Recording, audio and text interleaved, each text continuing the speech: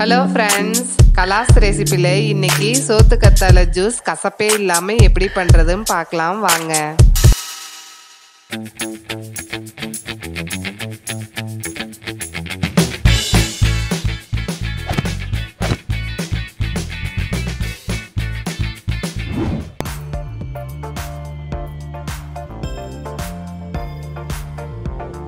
சோத்துக்கத்தாழை இந்த சைஸ் எடுத்துட்டு இதனுடைய மேல் தோல் எடுத்துடலாம்.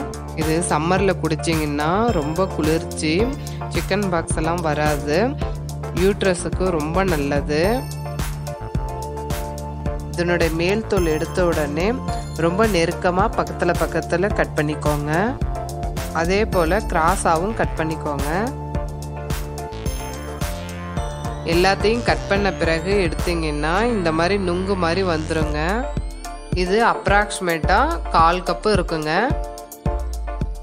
கொஞ்சம் உப்பு, அப்ராக்சிமேட்டாக 1/2 கப்பு தயிர் எடுத்துக்கோங்க. இது எல்லாத்தையும் சேர்த்து விஸ்கி யூஸ் பண்ணி நல்லா அடித்து விட்டுக்கோங்க. மிக்ஸி ஜாரில் போட்டு அடிச்சிங்கன்னா கொஞ்சம் கசப்பு எக்ஸ்ட்ராவாக இருக்க மாதிரி தெரியுதுங்க. நீங்கள் இந்த மாதிரி நீங்கள் ப்ரிப்பேர் பண்ணிங்கன்னா 1% கூட கசப்பு இல்லைங்க. நீங்கள் ஃபோர்க்கு கூட யூஸ் பண்ணிக்கலாங்க. நல்லா கலந்து விட்டிங்கன்னா இந்த மாதிரி வெண்ணெய் மாதிரி வருங்க. எலுமிச்சப்பழம் 1/2 எடுத்து பிழிஞ்சுக்கோங்க. பெரிய கிளாஸில் தண்ணி ஆட் பண்ணிக்கோங்க. இது அப்ராக்சிமேட்டாக 2 கப்பு இருக்குங்க. நல்லா கலந்து விட்ட பிறகு தண்ணி சேர்த்தாதாங்க நல்லாயிருக்கும்.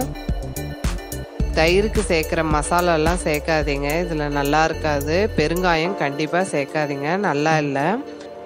இந்த ஜூஸ் ரெடி பண்ணிவிட்டு உடனே குடிச்சிருங்க. கொஞ்சம் நேரம் ஆச்சுன்னா சோத்துக்கத்தாழை இருக்க கசப்பு தயிரில் இறங்கிடுங்க.